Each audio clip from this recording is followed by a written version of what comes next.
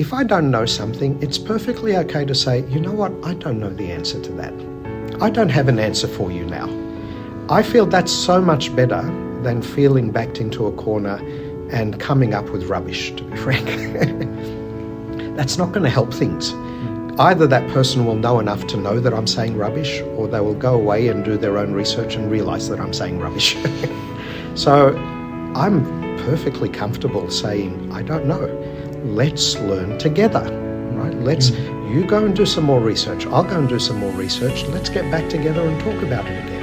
And this becomes an opportunity for me to learn more about my faith and to understand my faith better. And, again, look, you're not going to really convince a person with pure argument. If you feel backed into a corner and you become defensive, you're also not going to win them over on a personal level. Right? So it's much better to actually be relaxed about it. And I think that actually does go some way to breaking the barriers down a little bit. Welcome everybody to another episode of Beyond the Wars. Today we are very, very blessed today to have Abuna Antonius Kaldas with us. Abuna, thank you for joining us. If you could introduce yourself to those who don't know you. Thank you for inviting me. It's a pleasure to be here. Pleasure having you. I'm a Coptic Orthodox parish priest. I serve at the Archangel Michael and St. Bishoy Church in Mount Druitt, sunny Mount Druitt.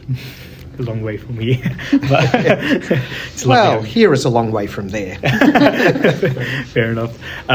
So today the topic we wanted to speak to you about is defending our faith and apologetics. I think it's a very interesting topic, and a topic that you probably get questions about a lot and you get approached about a lot.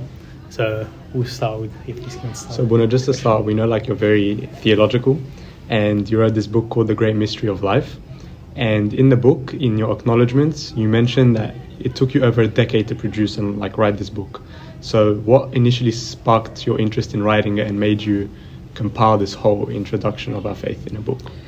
Well, it's a good question to ask as we sit in St. Mark's College, because when I first started the project, it wasn't meant to be a book. It was actually, the idea was to create a manual for teachers and students who are not originally Coptic, but who want to come to St. Mark's College, back in the days when I served here. So it actually began as sort of just a skinny little booklet of a summary trying to introduce the church to them. Over the years, though, of course, it took on a life of its own and grew, and eventually it took that form for two main reasons. One being that all parish priests nowadays, I think, are talking to people who want to join the church. And in my laziness, I decided it would be so much easier to just write it down and give it to people to read, and then they can ask questions, rather than spending half a dozen sessions actually saying all of this stuff.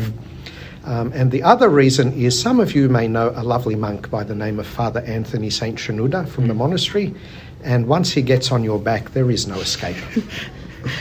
So it ended up that way. So Bona, you also started something called Aletheia Apologetics, which I'm very privileged to share a name with. So how did you decide on that name and the interest to create a groups, discussing the apologetics? So this is back in 2011, if I recall correctly, and a couple of young people at our parish had come across Richard Dawkins and Christopher Hitchens, the new atheists. So from around 2007 on, there was this big push towards atheism in a very militant and fanatical sort of way. And a lot of people were kind of shaken in their faith by all of this.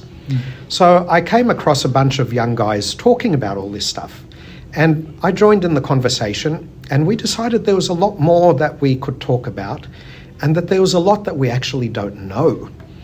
So we decided to get together and have a discussion group, and that's basically how it started, in-house. It turned out that lots of people have the same questions, and they're thinking about the same topics. And eventually we started inviting, because we realized if we just sit among ourselves, all we're going to do is pat each other on the back and tell each other what jolly good people we are and how good our faith is. So we started inviting atheists to come and join us, and even to take part in panels and discussions. And we would spend a lot of time after the formal sessions just hanging around and talking to them. And I have to say, I just learned so much from that experience. And it continues today. It's evolved. We changed the name from Coptic apologetics to aletheia, which is the Greek word for truth. And if you'd like, I can explain why. It kind of mirrors something that changed in our own approach. I think when we began, we were very much in that sort of contest mode, right? I'm right, you're wrong. I want to prove to you that you're wrong. We gradually realized that's actually not the best way to go about things. If Jesus is the truth, he said, I am the way, the truth, and the life, then that means whenever you find truth, you find Jesus. So it should not be a contest. Most of the atheists I spoke to were also looking for truth. They're genuinely, seriously looking for truth. That's something that they and I share. Why not do it together? Why not walk together? Rather than, the image I use is rather than being face to face and having a punch up, why not walk shoulder to shoulder and seek together? And that's sort of the direction we've evolved in. And I think that's a much healthier and it actually is a more effective way to go about dealing with doubt and with questions. Abuna, in preparing for this, I searched up on my good friend ChatGPT, what are the most commonly asked questions for people looking for the faith and apologetic questions. But I decided to ask you instead, what are the questions that you get a lot, the most frequent questions that you were saying that you encountered when speaking to atheists? Okay, so speaking to atheists, the problem of evil is probably the biggest problem that comes up. And I think you guys were going to bring that up eventually anyway. Yeah. How do you go about handling that? It's very hard. We have to be honest. I don't think there are any simple answers to this question. Basically, in case people are not aware, the problem of evil says something like this. There is a perfectly good and all-powerful God, and yet bad stuff happens in the world. How could both of those things be true, right? Because if God is perfectly good, he doesn't want evil. And if he's all-powerful, he can stop the evil. And yet, look around you, there is evil. So there are different levels at which you can approach this problem. One of them is the logical level, right? Does that problem that I just posed, can that be resolved logically? Turns out that it can. And there's this philosopher called Alvin Plantinga. He's an American. He's pretty old now. I think he's still alive. Who has done something very rare in the field of philosophy. He has given an answer to a question that pretty much everyone agrees with, even atheists. And basically his answer is this. A perfectly good and all-powerful God would be loving. And love would mean giving his creation free will. And free will means evil has to be a real possibility. It is better to create beings who have free will and can do evil than just to create robots who have no ability to do evil. So it is actually more good and more powerful to create the world we live in than this perfect world with no evil in it. And pretty much everybody agrees, logically speaking, that actually fixes the problem. Most of the people you will speak to, though, they're not really operating at the logical level. They're operating at the emotional level. I have been hurt by evil. How could the God that I love and trust have allowed that to happen to me? And unfortunately, we don't have an easy fix for that. And I think over the years, what I've come to is the best response to that problem is a hug. It's don't try to talk about it, don't try to explain it. It's like, someone stubbed their toe and you tell them, oh, but you shouldn't scream. It's just nerve fibers sending messages to your brain. Why are you screaming? Right? Who would do that? Right? That's just the wrong response. You just need to show them the love of God reflected in you. That's all you need to do there.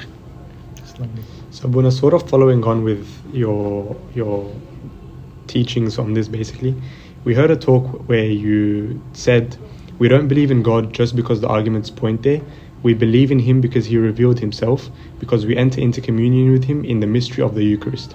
So apologetics helps clear the debris, but the goal is union. So like you mentioned before, we seek truth.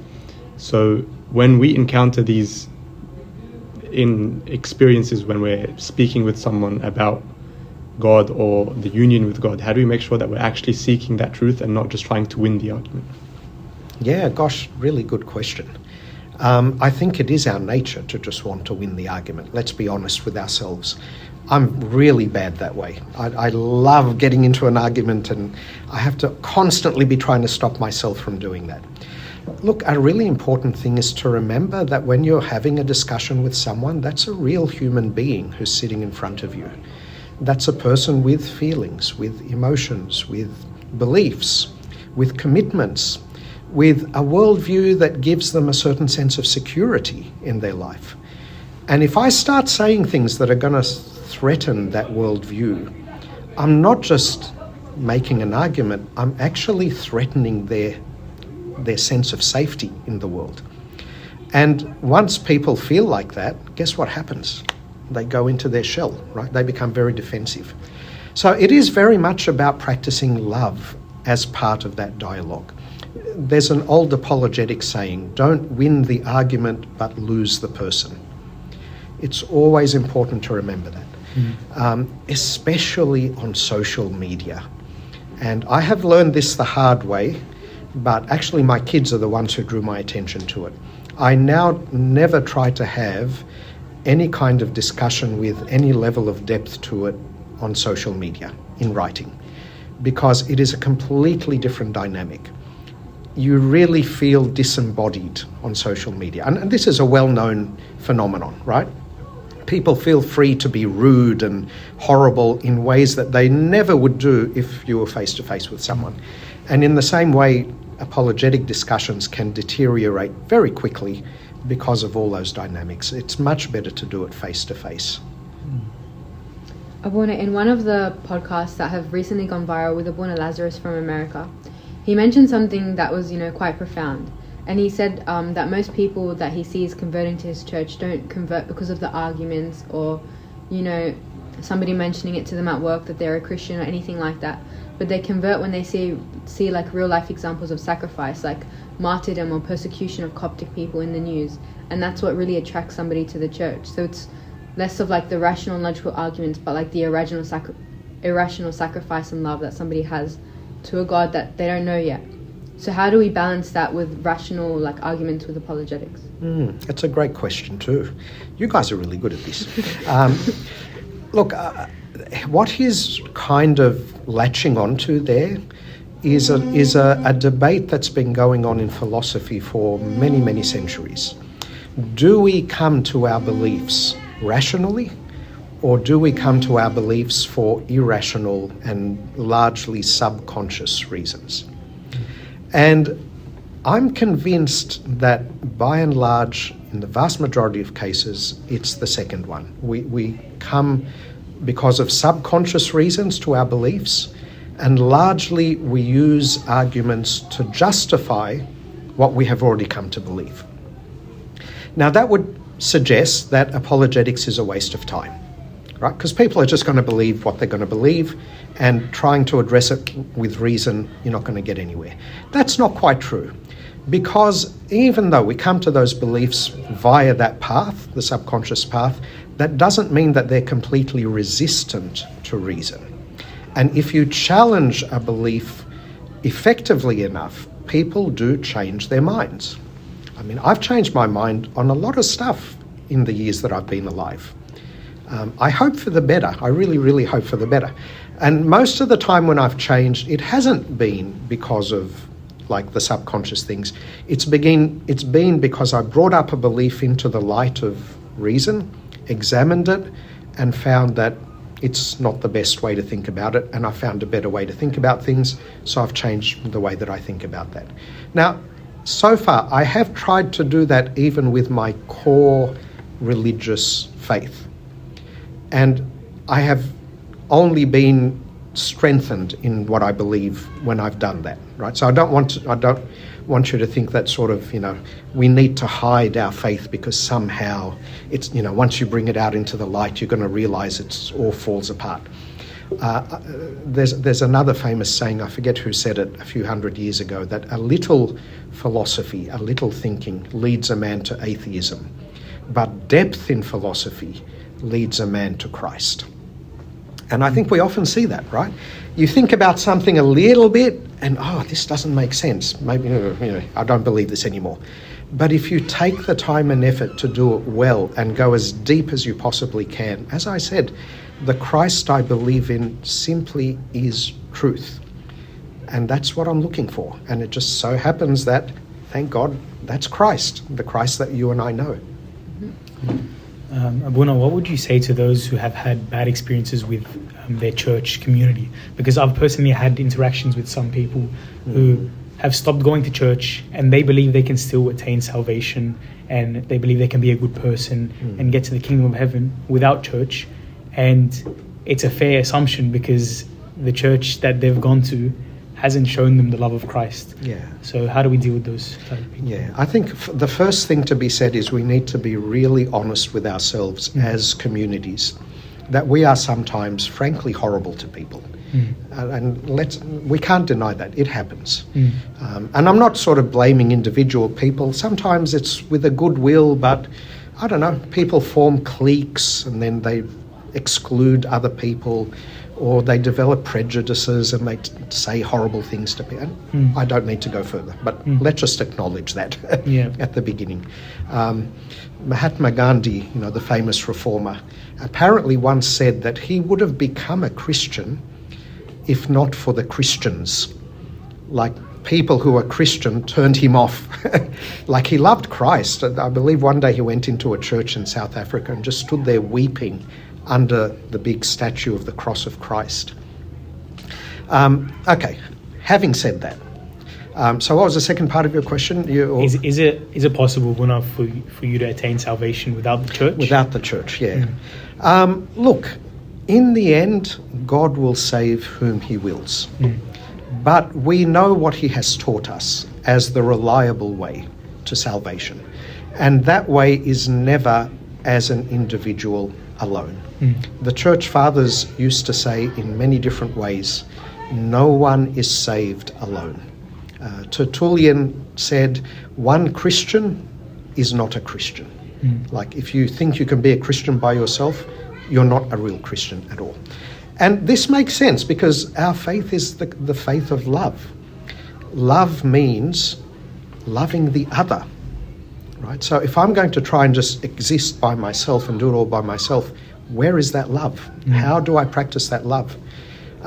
As we said, parishes can go horribly wrong, but I think the good thing about them is they are kind of a laboratory where God gets all these different ingredients who have different backgrounds and views, political views.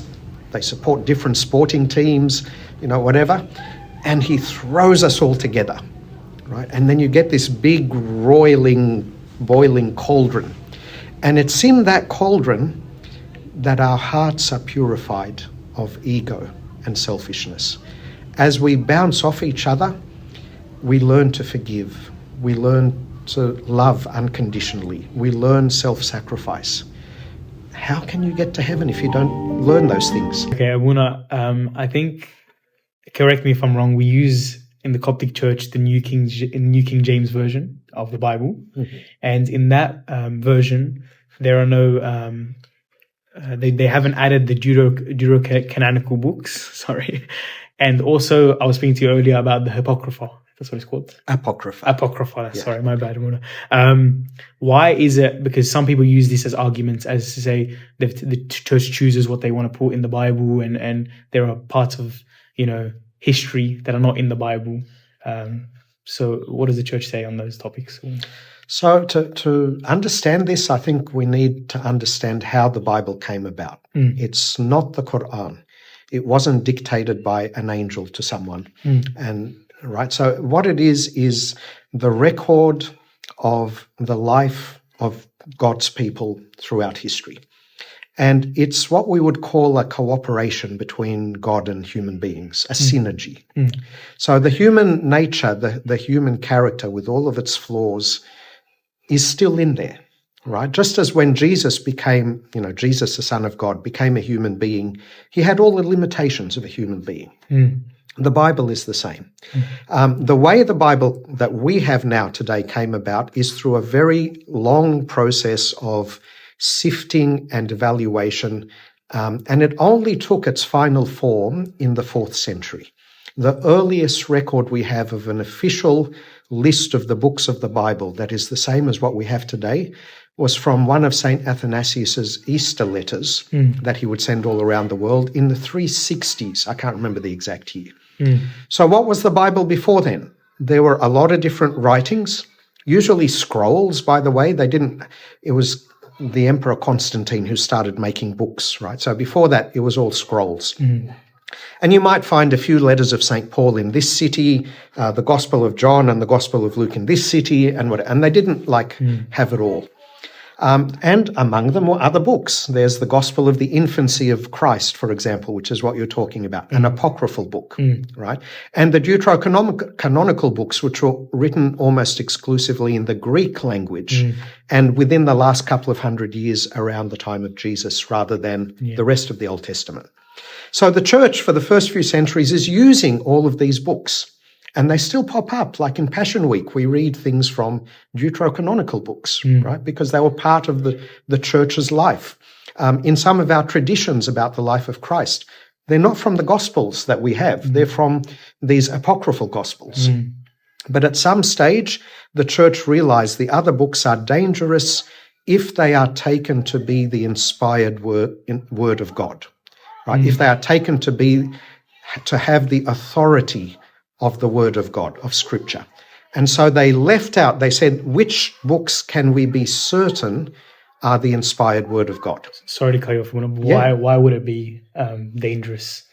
Like, what are the reasons? Because they have errors in them. They have ideas in them that may not be historically true, may not be morally valid, they don't fit in with the life of the church. Okay. And the main criterion that's used when they choose about this, they do look at things like, can we trace it back? Is there a lineage? If it says it's the Gospel of John, do we have copies that go back? But the main thing that they use is we live by the Holy Spirit the life in God. Which of these books fits, harmonizes with the life of the church, the prayers of the church, the practices of the church, right? So the Bible, the canon of the Bible, actually grows out of the tradition of the church. And that's how it gets there. And that's why any bits that might have been useful in some ways, but don't completely harmonize with the life of the church for any reason, they said either the deuterocanonical books, we'll still use them and read them in church, but no doctrine, no beliefs are based on them. Okay. And the Apocrypha, they said, these guys, there's actually some really wrong stuff in them. We're not even going to read them in church.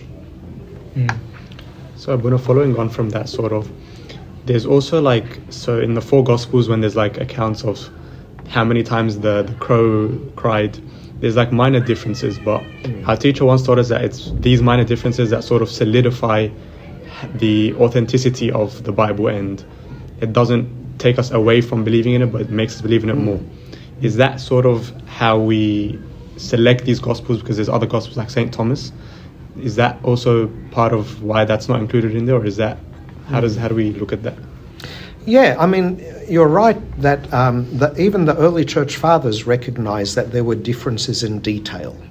And that argument, as far as I know, begins with St. John Chrysostom, who argues that, if you have 4 independent people telling you about something that happened, and they didn't collaborate with each other, they didn't get together and get their story right, then you would expect there to be some differences in the details. That's what normally happens, and that's why we should trust the Bible. The differences in the apocryphal things are much more serious than that. So, for example, one of my favorite examples, there's a thing called the Gospel of Peter, and it describes the resurrection scene, right? Now, you're familiar with the four Gospels' description of the resurrection, right? In this one, he has, to cut a long story short, there's like an earthquake, and then this man whose head reaches the clouds comes out of the tomb, and behind him is a cross walking by itself, and it's taller than him, and the cross speaks and says, "This is my," I can't remember, Christ is risen or something like that, and all the people are in awe. Sorry. Continue, sorry. And all the people are in awe, and you can see a difference in the genre, right? That's the style of writing. The four Gospels we have are very down to earth, very factual. They even tell you embarrassing things, like the first ones to see Jesus risen were women. And nowadays you laugh, but back then, like, women's testimony was of no value, right? Because women, forgive me for saying this, Alethea, but it's not me, right? Back then, women, like, they didn't have the brains to tell reality from fiction. And so you can't trust them, right? So if you're making up a story, you wouldn't put a woman in there as the first witness who goes and tells the apostles. If you're making up a story, you put in a big talking cross, right? You can see the difference. Yeah, I think the differences between the gospel accounts, it reminds me of like the story we read during in the Apocalypse, the story of Susanna, and how Daniel asked them, the two elders individually, their story, and because it was different, he validified that it's wrong. Yeah. So I think that's a really nice thing that you find if the church fathers used it and it was used exactly from back then. Lovely. But when I had a different question, I was reading a book. It's called Seeking Allah, Finding Jesus, about the transformation of someone from Islam, and he was trying to go really deep into Islam, as you mentioned, and then it led him towards Jesus. And the book mentions from a young age that people in Islam were taught to read the Old Testament, and they were kind of fed the ideologies of how to disarm the argument regarding certain biblical characters and situations. So we mentioned the Bible, but how can we use other references of our faith found in history to validify certain apologetics and defending our faith? So by other sources, what do you mean? The Shroud of Turin, or things like that take on more of a historical role than a religious role. To just step back from it. Right. Gosh, yeah, that's a tricky one, actually. The Shroud of Turin is interesting, right? You remember, I think we were saying a little earlier, right? Most people come to their beliefs for subconscious reasons, and then they just use reason to justify what they already believe. My experience is that miracles in general, if someone doesn't believe in God, it's almost impossible to get them to believe that a miracle happened. Mm-hmm. They will always find some way to rationally explain it away. The Shroud of Turin is fascinating. I don't know that much about it. I know that there has been some research that sort of established its ancient age, but other research suggested it might be medieval, and there's arguments about, I believe the one that establishes the older age was the later research that actually superseded the earlier one. But you can see how, if you're talking to an atheist, simply that being the situation of the evidence, they're going to find it not that hard to say, well, what if new research comes along and shows it was, it was medieval or whatever. They're not going to be convinced by that. So miracles, I think, are more a sign for believers than they are for convincing unbelievers. And I think St. Paul actually says something like that when he talks about speaking in tongues in 1 Corinthians 14, I think, or whatever. Mm-hmm. Other things, though, can be very helpful. I mean, one of the things I've been reading about recently is just how weird the universe itself is.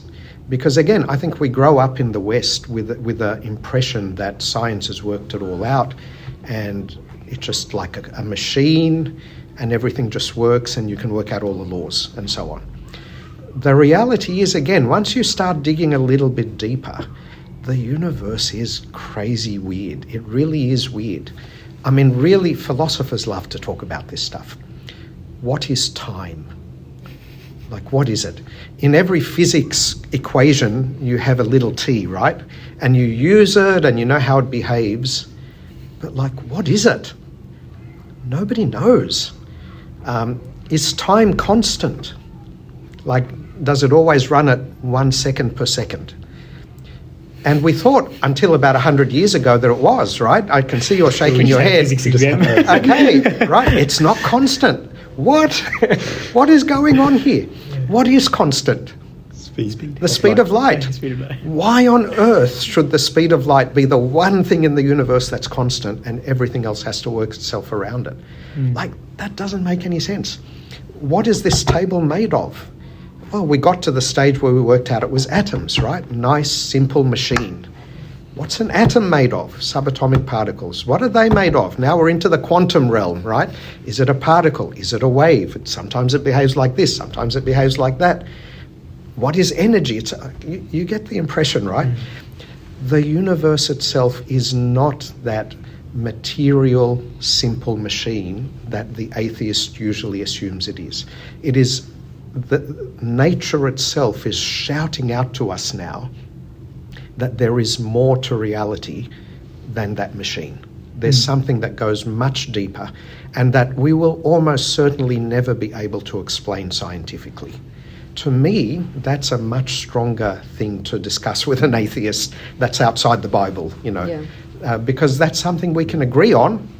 Nobody's disagreeing about what I just said about all those things. Now let's talk about what that means.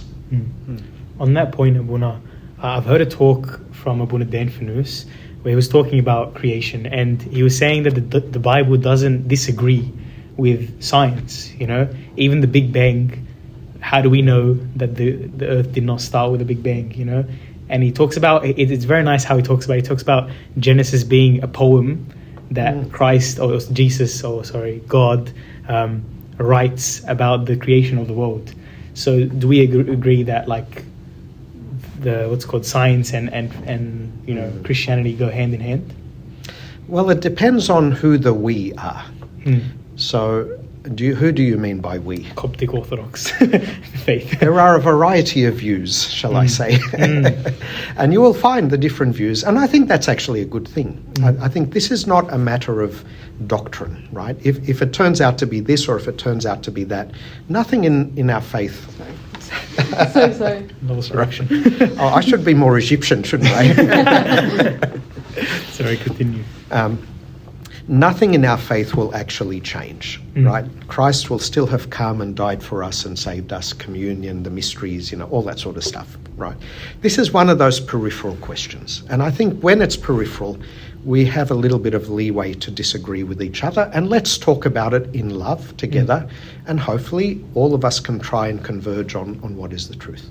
So yes, there are Coptic people who insist that if you don't read the first 3 chapters of Genesis absolutely literally, if they are not a scientific account of exactly what happened, then you cannot trust the Bible.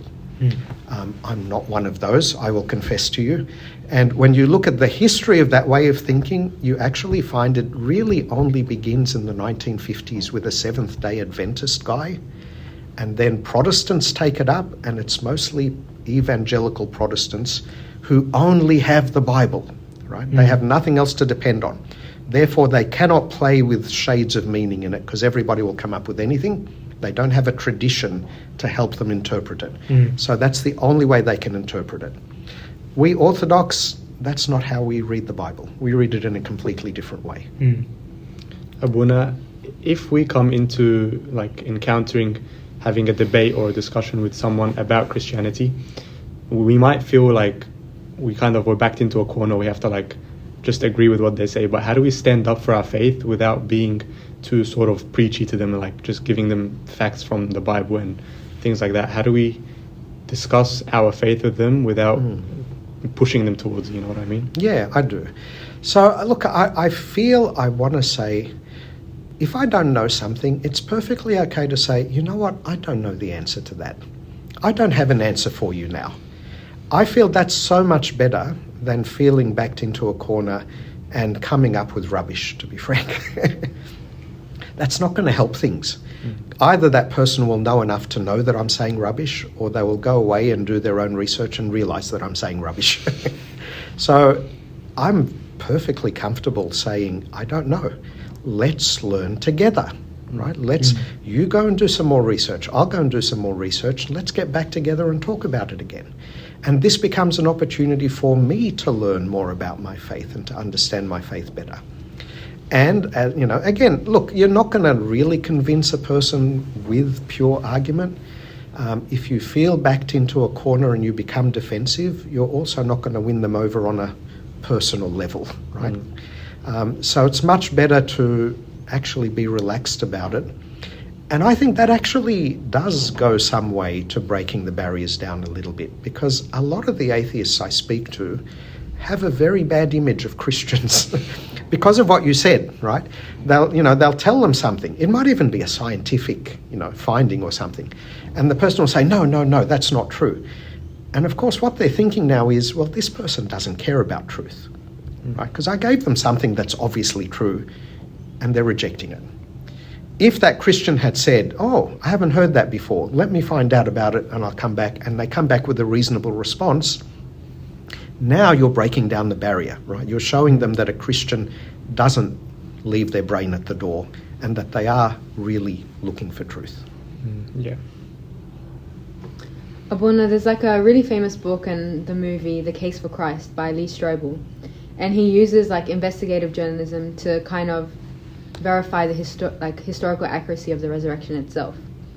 So how can we as Coptic Orthodox Christians, reconcile the Western approach, using, again, like history, the universe, all of those elements with our like tradition of like our Coptic tradition, that embraces mystery, like similar to the title of your book, and like the lives of saints and martyrs as proof. I look, you're picking up on something really important, and that I feel in our church, in the Orthodox world generally, actually hasn't received enough attention. When Orthodox people do try to do apologetics, they often just take Protestant apologetics and kind of, dress it up in a batrashel or something, make it look a bit, and throw in a few sacraments, and that makes it Orthodox now. But actually there are underlying assumptions that are different between the West and the East. And often our reasons for believing are different to those of the West. So I feel this is kind of an exciting time to be an Orthodox apologist, because I think we are just at the cusp of starting to develop a genuinely, authentically Orthodox apologetic. And there has been some work that's been done in that direction, but there's a lot more to be done. That's not to say the Western style of apologetics is without value, though. I think it is very valuable, mainly because, particularly in countries like Australia and America and Europe, we've all grown up with the Western way of thinking. We think in those scientific, rational sort of ways. And often, unless a person can kind of feel that their faith isn't against their reason, they won't have the liberty to go into that experience and the mystery of the faith. It's kind of like an obstacle that needs first to be removed by argument, and then the door is open to go into the rest. But on a more personal note, have you personally had your faith challenged? And like what situation was it in, and how did you deal with it? At least half a dozen times a day, actually. Yes, no, look, I remember being, even as a kid, thinking these things. When my kids were going through their sort of adolescence, they challenged a whole lot of stuff. We had long discussions where I often had to say, I don't know. Let me think about this. Let me, read about this, and we'd come back and discuss it further. And up until today, I mean, look, that approach that I described at the beginning of just seeking truth, it's actually a very dangerous approach, right? Because you have to leave open the possibility, as a real possibility, that we're wrong. And if you find good enough reasons for that, right, I would have to stop being a priest. So I mean that's a scary thing. But I don't know. I've always felt, I think, at least from the time I began to think about these things, that truth is more important. If my faith isn't real and isn't true, I would rather know that. I don't want to waste my life with an illusion, right? I want to live in what is true. Now, is my understanding of my faith the same today as it was when I was a teenager? No. It has been refined and purified and altered in many ways. I think in many ways I had a very black and white, simplistic understanding of faith. And I think I have less certainty, but more confidence, if I can put it that way.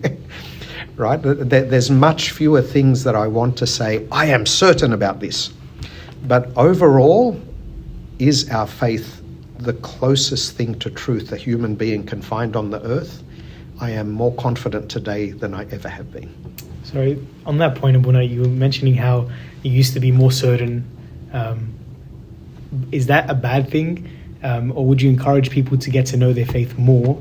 But like, if they're simple-minded, isn't that also a good thing? Like, where's the line? Yeah. Look, I mean, you asked for my personal experience, and I'm one of those people with whom God has cursed with a twisted mind. Okay, I'm sorry. That's how He made me. I can't stop asking questions. I can't stop looking into things and trying to understand them better. And whenever I bring up a topic like this with my mum, who's passed away now, her standard response was, "Oskot ya sheikh." Roughly translated, "Be quiet, old man." And she would then tell me, "Why are you even talking about this?" Right? I know Christ. I don't need to talk about this. This is just disturbing. Don't talk about this. And so I learned not to talk. And God bless her. Like, I wish I had that faith. I wish I could be able to do that. But God made her that way, but He made me this way. And unfortunately, I'm not the only one in the world. So that's why we're talking about apologetics. Sorry, Rona, on that question, like, we just had the discussion recently with another priest as well. Like, would you weight the knowledge of Christ and, you know, the evidence and the apologetics and the answers to all these questions, or, you know, the knowing of Christ on an intimate level? Like, how would you transmit that to others? And what's more powerful in a situation where your faith is being challenged? Yeah, look, the answer I'm going to give you is different to what I would have given you even 10 years ago. And this is another example of how it's changing, right? It's evolving all the time. More and more I'm coming to realize my mission on earth is not to convince others. My mission on earth is to seek the truth as honestly as I can and to live in Christ as well as I can. And then it's up to God. If He wants to use me to do something like that, that's His business. When He decides to stop using me for something like that, I'm very happy. It's really not my business, honestly. It's not for me to do.